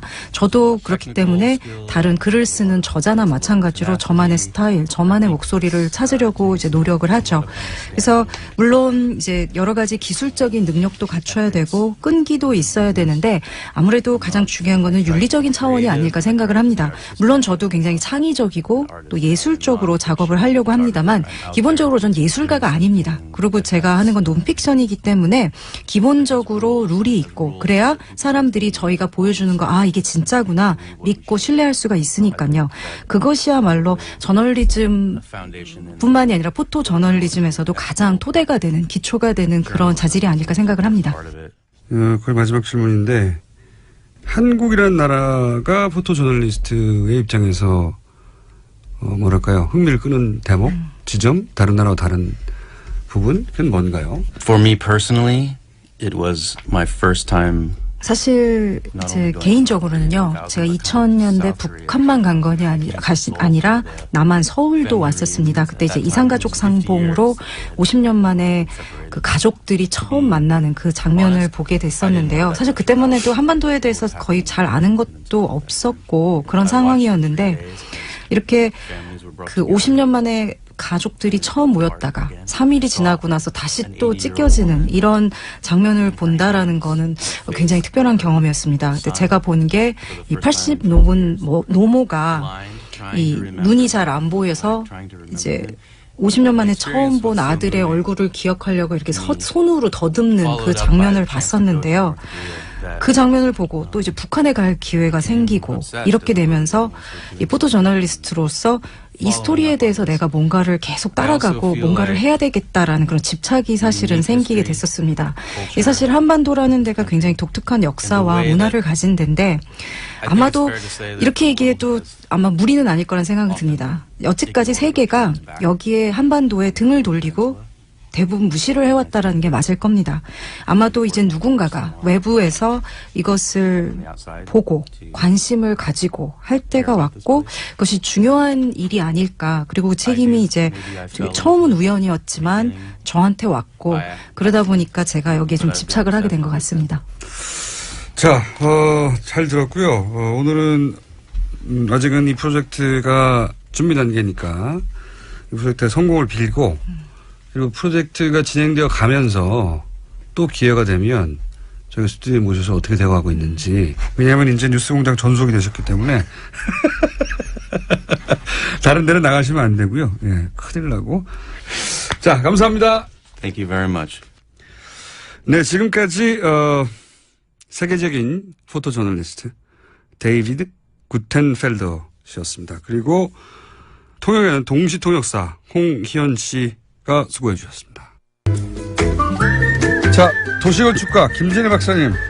네, 안녕하세요. 예, 화장실 편을 마감하고. 화장실 편. 예. 이제 여름을 맞이하는 휴가 특집을 시작한다고 하셨는데. 여름에 도시여행 특집을 좀 한다고 그랬는데, 그 이미 우리 예고까지 했잖아요. 지난번에 오늘 베를린 하겠다고. 네.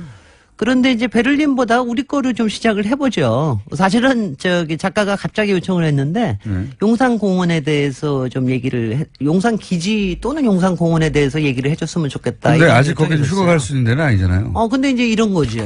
뭐 휴가라고 하는 거는 꼭 가서만이 아니라 사실은 용산공원 같으면 사실 베를린 장벽처럼 우리한테 굉장한 또 역사적인 의미가 있는 상징적인 데잖아요. 곳이긴 합니다. 그래서 역사 여행과 더불어 미래 여행으로. 이건 우리가 또 만들어 가야 되니까. 하지만 아직 생태 공원이 만들어지지 않아서. 그러니까 꿈을 꿔보자 이거죠. 그러니까. 그거 만들어진다고 가면 안 되나요? 꿈꾸지 않고 그냥? 꿈꾸지, 아니. 그거에 대해서 제가 오늘 좀 반론을 제기를 좀 하려고 합니다. 용산기지? 네, 용산기지 내지는 용산공원. 사실은 근데 이제 일반 시민들께서는 이미 이거 다 만들어진 거 아니야? 진작에 나온 얘기인데 아직도 안 됐어? 다 된 거 아니야? 뭐 이렇게 얘기 맞습니다. 하실 거예요. 이게 공식화된 거는 2003년 노무현 참여 정부 때였습니다. 그때 나온 얘기니까요. 예. 노무현 대통령하고 부시 대통령하고 그때 이제 완전히 이제 협의를 해가지고서는 네. 사인까지 다 했죠. 생태공원 만들어진다는 얘기 그때 나온 얘기인데요. 그렇습니다. 그리고 네. 2004년에 그 다음에 국회에서 용산공원법도 만들어지고 또 평택 뭐 지원 특별법이라는 것도 만들어지고 그래서 뭐 이미 다 되는 모양이다. 근데 뭐야 이게? 안 됐어요 아직도. 이게 뭐냐면은요. 사실은 네. 이제 용산 때문에 이게 나온 게 아니라 어저께 그 평택에 이제 새로 만들어지는 갔죠. 기지가 험플리스 기지라는 예. 데입니다. 거기에 이제 사령부 건물이 어저께 이제 기공이 아니라 이제 완공식을 됐죠. 했어요. 예. 그래서 어저께 이제 미팔군 사령관이 막 웃고 나오고 막 너무 네네. 좋다고 막 이러면서 나오니까 이사가 됐네. 올해 말까지 이게 이제 처음으로 시작하는 거니까 올해 말까지 이전을 완료를 하겠다는 게 이제 거의 확정이 됐습니다. 네. 그러다 보니까 이제 용산 공원에 대해서 다시 한번 이제 얘기를 하게끔 된 거죠. 그래서 오늘 얘기가 그러면 나온 겁니다. 2003년에 이야기가 나온 다음에 몇 년간 14년 만입니다. 건물을 14년 지은 건 아닐 아니 테고. 그런 건 아니고요. 왜 이렇게 느릿느릿한 그동안 거죠? 이제 평택 그 기지에 대해서도 뭐 여러 가지 사건들이 많았어요. 그리고 이제 또 한미 동맹 사이에서도 또 뭐 여러 가지 얘기가 있고 그래서 좀 늦어졌는데 그 이전 자체가 좀 늦어졌는데 워낙이 조건 자체가 용산에 있는 거를 이전을 하고 그러고 난 다음에 용산공원을 만드는 거였기 때문에 늦어졌기 때문에 솔직히는 참 다행이라고 얘기해야 됩니다. 그건 왜 그렇습니까? 어떻게 보면 다행인 게 지난 10년 동안 이명박 정부하고 박근혜 정부 이 여러 가지 너무 이상한 짓을 많이 했거든요. 이게 만약에 그래서 그때 됐으면 개발로 그러니까 이게 정권 교체되고 난 다음에 용산공원이 다시 떠오르는 거에 대해서 저는 마음으로 굉장히 이게 이제 안도를 합니다. 생태공원이 아니라 사실 초기 계획도 그런 게 많이 있었죠. 생태공원이 아니라 온갖 건물들이 들어가지고. 아니 뭐 꼭 그런 거는 아니고요. 네. 이제 이렇게 얘기를 하죠. 뭐 이제 우리가 누구만 나쁘다고 그렇게만 얘기할 건 아니고 이게 처음에 이게 가능해졌던 건 노태우 정부 때였어요. 1990년에 됐습니다. 그때 공약이었어요. 공약이었습니다. 네. 그래서 저는 사실은 저의 이 프로 생활의 시작도 거의 이 용산공원하고 같이 왜냐하면 이게요. 우리 전문가들한테는 정말 이게 너무너무 매력적인 프로젝트거든요. 이건 도시에 대해서 완전히 다시 생각해 볼 수 도심 있는 거기 한가운데 때문에. 이렇게 큰 땅덩어리가 그럼요. 뚱 생겼으니까. 그리고 이제 뭐 땅덩어리 그렇게 너무 그럼 뭐라고 표현합니까? 아니 역사 여행과 미래 여행을 할 수 있는 네. 이런 기가 막힌 땅덩어리가 기회가 생긴 거죠. 생겼다. 그렇게 그래서 그리고 그림을 막 그동안도 그릴 수 있고. 그림도 많이 그렸습니다. 네. 뭐 거기에다 다 주택만 짓자는 사람도 있었고 주택 문제 그것도 심각할 기념관 때 여러 개 짓다는. 기념관 찍겠다는 네. 얘기도. 근데 하여튼 2004년에 이른바 기본 계획에서 그때도 사실 꼭 잘한 것만은 아니에요. 그때 미국에다가 뭐는 주고 뭐는 안 주고 돈은 어떻게 하고 뭐 이런 거로 이제 주로 협정을 하는데 돈 문제에서는 저는 잘한 건지는 잘 모르겠어요. 거의 8조나 우리가 저기 네. 평택 기지 만드는데 줘야 네, 되니까. 네, 그것도 큰 이제 논란이 됐습니다. 용산공원에서 파른 돈 가지고 하다 보니 그러다 보니까 용산에 그 주변에 있는 땅들이 있어요. 그거는 용산 기지 안에 포함된 건 아니고 이쪽에 한강대로하고 저쪽에 한남동 쪽으로 있는 데는 뭐 주상복합 이런 거로 팔기로 했어요. 근데 이미 팔렸어요. 엄청나게 또 비싼 가격으로 팔렸습니다. 그러니까 거기는 높은 게 들어올 거예요. 그러니까 그런 건 참 못마땅한 거죠, 솔직히는. 근데 뭐 뭐 돈 문제 때문에 그랬다고 치고 그 다음에 또 못마땅한 게 또 있죠. 그냥 전체가 다 돌아오는 게 아닙니다. 이게 지금 이제 어저께 미 8군이 갔는데 한미 연합사령부는 그대로 있게 됩니다. 네. 이건 뭐 한미 동맹을 상징한다 그러면서 계속 있게 되는데 그것 때문에 여기 헬리콥터 비행장도 그대로 있게 되고요. 아하. 그리고 혹시 그 안에 들어가 보셨어요? 들어본 적 있습니다. 드래곤 호텔이라는 데 가셨을 거예요, 아마. 거기 가서 주로 먹는 게 고기입니다. 스테이키 먹으러 뷔페. 갑니다. 네. 맞습니다. 스테이키를 굉장히 미국식으로 잘 하는 호텔인데 그 드래곤 호텔은 그대로 거기에 있게 돼요. 미군이 이용할 수 있도록. 너무 화나지 않아요? 저는 그게 이렇게 화가 나요. 왜 그래요? 그러니까 미군이 그렇게 요청을 한 거랍니다.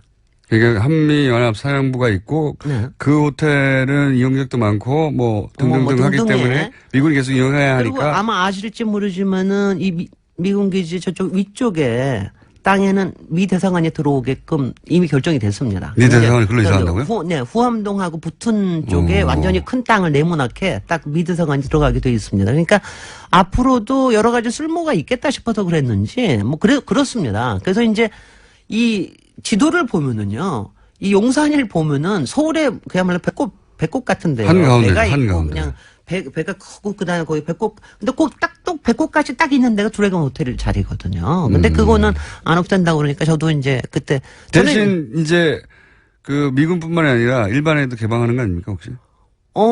그거는 아직 구체적인 건 잘 몰라요. 그러면 그거는 대사관, 드래곤 호텔, 한미 그게 다 사령부 붙어 있지 않습니다. 네. 다 위에 가운데 저 나머지 밑에 공간은 쪽에. 나머지 어떻게 공간은 이제 공원으로 하겠다라고 네, 하는 거를 기념관 이런 거 짓지 않고요? 아니 그런 거를 이제 하겠다고 마음은 이제 정해놨는데 네.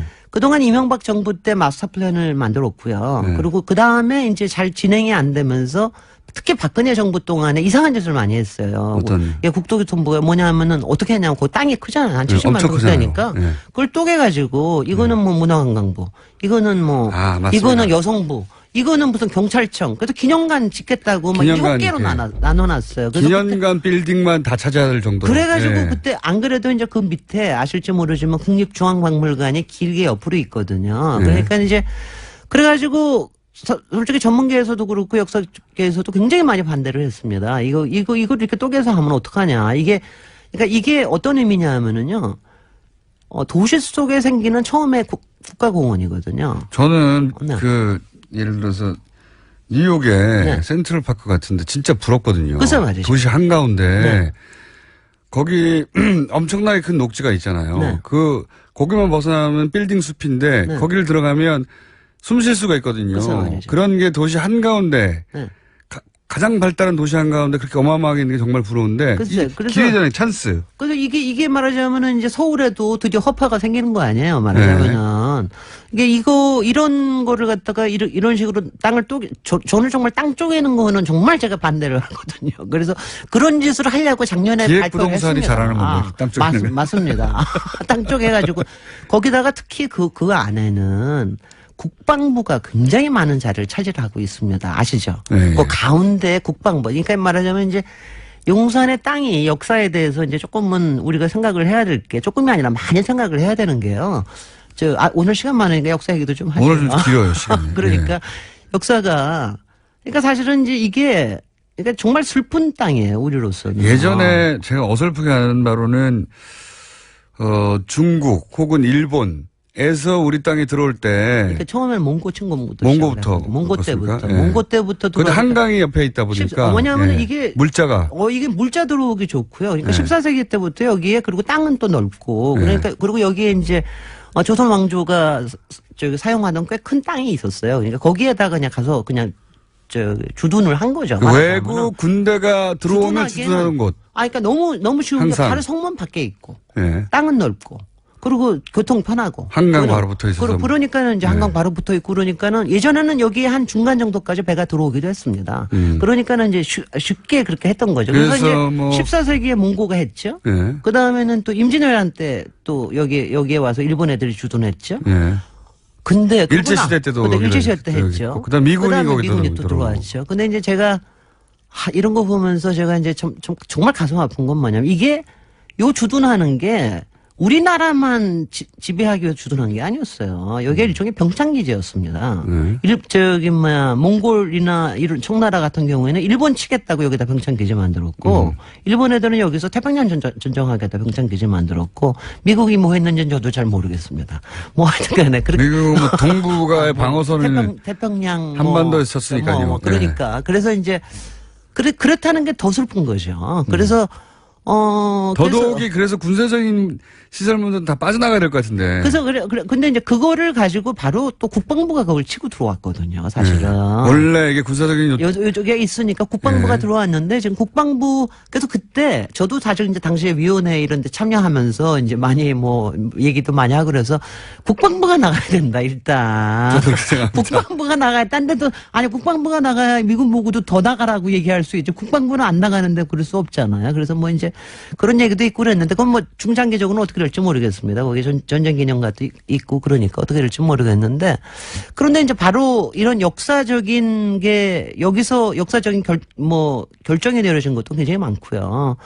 뭐 일례로 들어서는 6.25 전쟁 때 한강 다리 폭파시키려고 하는 결정도 여기서 내려졌다 그러고 그래서 이제 그런 여러 가지 역사적인 게 워낙 커서 그래서 제가 이제 외국 사람들 이제 이렇게 오고 그러면은 다들 놀래죠 도대체. 니네는 어떻게 도시 한가운데 저 담벼락에 저렇게 있고 저게 남의 나라 땅이 되네. 예. 외국 군대가 거기 주둔하고 있어. 그리고 외국 군대라는 게 뭐냐면 남의 나라거든요. 남의 나라고 거기 우리 마음대로 못 들어가고 우리를 점령한 곳들이 항상 주둔하는 점령한 군대가 주둔하는 데거든요. 그렇습니다. 그러니까 이제 그게 다시 그러니까 우리한테는 정확하게는 111년 만에 돌아오는 겁니다. 정확하게. 내년부터 저기 한다라고. 중국의 홍콩 돌아가는 것과 본질적으로 비슷한 그렇습니다. 거예요. 거의 그리고 저희가 다음 주일에 베를린 할 텐데 베를린 장벽이 무너지는 거하고도 비슷하고요. 그래서 저는 사실은 그 안에 있는 군사적인 시설물들은 다 빼내자. 일단 아니요, 1차적으로는. 아니요. 그럼요. 그러면 좋겠어요. 그게 제일 좋겠는데. 그거는 좋겠는데 이제 그거는 시간적으로 두고 보는 거로 하고요. 네. 제가 이제 몇 가지 생각을 하고 있는 게 있어요. 그래서 오늘 제가 그 얘기를 하고 싶어서. 그걸 어떻게 활용하자? 아니, 어떻게 활용하자는. 예. 아니, 그게 생태적으로 복원이 되는 거는 굉장히 중요한 거기 때문에 그건 중요합니다. 그러니까 땅 나눠 먹기 하지 말자. 사실은 이제 그 뉴욕시에 있는 센트럴파크도 거기 200년 역사가 땅 따먹기 방어 역사예요. 맨날 이거 들여놓겠다. 저거 왜 땅이 크니까 뭐라도 조금 들어갈 수 있는 것 같잖아. 개발업자들이 얼마나 탐해나겠어요. 얼마나 탐해나요. 그러니까 거기다가 무슨 가운데인데. 식당 집어넣겠다. 무슨 호텔 집어넣겠다. 이거 방어하느라고 막 했던 건데 우리도 아마 그래야 될 것 같고요. 그래서 아마 이제 우리가 당장 내년부터는 이제 뭔가를 할 수 있는데 지금 거기에서 가장 큰 이슈가 되는 게 뭐냐면은 아까 그 8조 들어가는 것도지만 토지 정화 문제가 굉장히 큽니다. 거기에 상당히 오염이 돼 있기 때문에. 군사시설. 근데 땅 오염을 정화시키는 게 돈이 많이 드는데. 그 돈을 미군이 안 냅니까? 지금 안 내는 걸로 돼 있죠. 아니 전세 살다가 나가면 원래 복구하고 나가야 되는 거잖아요. 그래서 예. 그 부분이 사실은 이제 굉장히 뜨거운 문제예요. 굉장히 뜨거운 문제라서 그게 근데 이제 우리가 왜 그러냐면 이게 용산 기지뿐만이 아니라 사실은 전국에 굉장히 많은 땅이 있었습니다. 그리고 이제 딴 것들은 가령 부산에 있는 굉장히 큰 미군 기지 하나가 있었어요. 하얄리아. 하얄리아. 그건 서면에 있는 건데 그건 한 13만 평 꽤 커요. 예. 그거는 한 2005년에 돌아왔어요. 그러니까 도시마다 그런 것들이 꽤 많아서 그걸 이제 뭉쳐서 평택에다 집어넣는 거니까. 근데 그동안 토지 오염 정화 비용에 대해서 그냥 침묵 못 온 거죠. 그냥 입 다물고 그냥 있는 거죠. 이런 식이어서 용산은 특히 오염 문제가 심각하기 때문에 그리고 그 오염에 대한 게 제대로 조사도 잘 안 돼 있습니다. 그러니까 이 부분에 대해서 우리가 요구했는데 거절한 건가요? 어떻게 돼요? 거절한 적 많습니다. 그러니까 우리가 거기에 들어가서 제가 아까 여쭤볼게요. 거기 들어가 보셨다는 게 드래곤 호텔만 들어가 보셨죠? 아니 그 뒤쪽에 그 일정 정도 공원 시설 공원처럼 돼 있긴 있잖아요. 예. 근데 가보면은요. 지금 우리나라 국민 중에 그 안에 들어가본 사람이 몇 사람이 될까요? 1%도 안 될 거예요. 0.1%. 못 들어가는 줄 알죠. 저는 0.1%에 속해서 저는 조사하면서 한번 들어갔던 적이 있어요. 근데 솔직히는 그 안에 무슨 일이 있는지는 일반 국민들은 아무것도 모릅니다.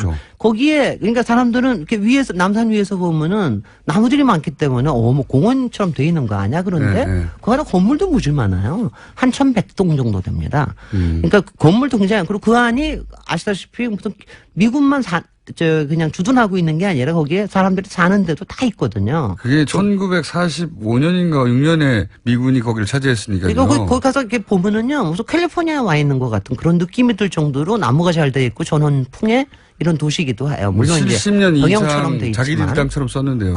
그렇죠. 근데 이제 이거를 어떻게 해야 되느냐는 이제 일단 여기는 청와대도 관심이 있고 국토교통부도 관심이 있는데 이걸 또 종무부 부처는 당연히 국토교통부인데 제가 하여튼 오늘 기회를 통해서 제가 꼭 우리 시민들께는 말씀드리고 싶은 게 일단은 요점이 이제 나오네요. 이제 요점이 예. 저긴 게 일단은요, 지금 국토교통부는 마스터 플랜 만들어 놓고 그거 가지고 생태공원 만들어서 앞으로 10년 안에 다 하겠다 이런 식입니다. 네. 이게 통상적으로 하는 짓입니다. 다. 왜냐하면 제가 짓이라고 얘기하는 게 나쁘다는 게 아니라 맨날 하는 짓이 그래. 땅이 있으니까 어떻게 써먹을 걸 정해서 그거 빨리빨리 하자. 저는 그러면 안 된다고 생각해요. 이번에는 어떻게 해야 됩니까? 이번에는 제가 아까 얘기했던 0.1%도 못 들어가 본 이거를 일단은 국민들한테 공개를 해야 됩니다. 있는 상태도. 있는 상태에서 우리들이 느낄 수 있도록 해야 돼요. 그리고 그걸 갖다가 그 안에 있는 역사에 대해서 지금도 물론 발굴이 돼 있는 게 있지만 역사에 대한 걸 충분하게 발굴을 해야 됩니다. 그리고 그 안에 지금 환경오염이나 이런 거 조사를 해야 됩니다. 그래서 저는 솔직히는 내년에 이게 돌아오면 당분간은 아무 짓 좀 하지 말고 조사하고 국민들한테 처음에는 가이드 투어 조금씩 더 해가지고 일단은 이런 짓이 그동안 일어났습니다.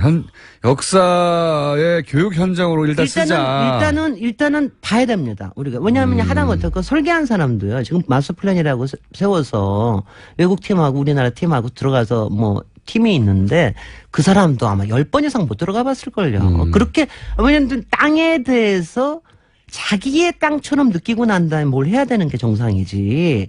이걸 갖다가 아직 아무것도 모르는 상태에서 저도 뭐 지도에서 보고 물론 설계할 수 있어요. 근데 그렇게 하지 말자. 이거는 정말 우리의 슬픔과 한과 우리의 그야말로 배꼽 같은 땅이기 때문에 이거를 하는 거를 저는 정말 대통령께도 부탁드리고 싶고 급하게 하지 말자. 그러니까 절대로 이 안에 첫 번째 급하게 하지 말고 그러니까 체험하는 게 굉장히 중요하다. 그리고 기록하고 하는 게 중요하다. 막 부시고 하지 말자. 그러니까 이게 제일 첫 번째로 제가 얘기하고 싶은 거고. 두 번. 그럼 와닿습니다. 와닿죠. 아, 고마워요. 제가 일단 가서 그대로 냅두자. 네, 그대로 내버려둬서 일단 최대 많은 사람들 보게 하고. 최대 많은 사람들이 보게 해야 돼요. 그 다음에 제가 이제 저기 하는 거는 저희도 왜 베를린 장벽 무너질 때 돌 주워왔죠. 왜 딱따구리가 가지고서 막 깨고 그랬잖아요. 팔기도 합니다 아직도. 그럼요. 어느 시점이 되면. 근데 그 돌이 이제 모릅니다 이제는. 이제 모르면서 가짜도 많아요. 지금 여기에도 벽돌 담으로 해서 다 있는데 어느 시점에는 이제 이거를 부셔야 될 거 아니겠어요. 그거를 좀 근사하게 만들자. 베를린에서 그 돌에 상징성을 부여해서 기념품화하기도 하고 사람들이 가져가기도 하고 팔기도 하고. 우리는 이거 베를린은 장벽이었는데 우리한테는 이게 성이었거든요. 이 성을 무너뜨리는 것뿐만 아니라 그 성을 다시 우리가 이제 구성으로 하려고 하는 이런 상상을 하는 거에 뭐 어떤 액션이 필요하다. 그 액션을 왜 그냥 포크레인 가지고 한 번에 쫙 하지 말고. 화물인데 이틀이면 되겠지만 그렇게 하지 말고. 그렇게 하지 말고. 그 자체를 해보자. 역사적 의미를 부여해서. 좀 해봅시다. 이런 얘기하면 저보고요. 다 미친 사람처럼 쳐다봐요. 아니, 아주 좋은 의견입니다. 저도 크게 공감하면서 듣고 있어요. 그랬으면 좋겠어요. 네네. 정말 그러고요. 그 벽을 아무나 넘어갈 수 없었거든요. 70년 이상. 그리고 그 다음에 세 번째로 해야 될 게 그 안에 역사적인 기록들이 일부 남아 있어요. 근데 이제 요새 용산구청에서도 뭐 드러내고 그러는데 역사적인 기록을 차곡차곡 만들어내는 게 굉장히 중요합니다. 거기에 왜냐하면은 다시 창조해야 될 것들이 많거든요. 옛날에 거기 동네도 있었고, 옛날에 거기 물길도 있었는데 그런 거 아무것도 없이 그냥 뭐 쫙 연결만 하면 다 좋다. 뭐 나무만 많으면 좋은 거다. 생태공원이 되면 좋은 거다. 이거 아니거든요. 그러니까 역사를 다시 살려내려면 우리가 역사를 알아야 되거든요. 그럼 그거는 그 안에 조선시대의 역사뿐만이 아니라 거기에 이제 기우제도 했던 역사도 있고, 그 다음에는 이제 일제에서 굉장히 일어났던 역사들이 있고, 또 저희 미군에서 일어났던 역사들, 이 역사들을 기록을 찾아내는 게, 그리고 그걸 모아내는 게 굉장히 중요한 일이다. 요 세 가지를 제가 꼭 말씀을 드리고 싶고요. 그래서 급하게 하지 말자. 아주 제발. 좋습니다. 좋고요. 네. 그러니까 또 한 가지 듣다 보니 든 생각인데 그 오염된 그 부분이 있을 거 아닙니까? 네. 그게 아마 자기 땅이 아니니까요. 그럼요. 막 버린 거죠. 버리는 거죠. 네, 막 버리는 거고 떠나면 되니까 자기들은. 자기 앞집이면 그렇게 못하죠. 근데 거기도 이렇게 뭐랄까요, 어떤 가이드라인을 치긴 치되 여기가 얼마나 오염됐는지. 네네. 그럼요. 편말을 세워놓고. 그럼요. 어떤 물질로 오염이 됐는지 앞으로 어떻게 복원해야 할 건지. 이 비용은 글쎄요. 비용은 미군이 주지 않고 떠났다는 것도 기록해두고. 그리고 우리가 한미약정을 어떻게 앞으로 바꿔야 되는지. 이게 우리가 그걸 못 해낸 거죠. 네네. 못 해낸 겁니다. 그때는 아무것도 못 했습니다. 못 해낸 건데 그런 것도 보게 만들어야 되는 것 같아요. 물론 그 오염물질도 제거하고 처리해야 되지만 네. 그것도 하나의 역사로 네. 이랬다라고 굉장히 중요한 것 같습니다. 전체적으로. 오늘 그래서 서울 도시형이 아주 괜찮죠. 그래서 제가 지난번에 주문하신 도시 대로 건축가 주문대로 전문가가 할 수 있는 이야기네요. 팁, 왜냐하면 저는 제일 그냥 아는 척하기 잠깐만요.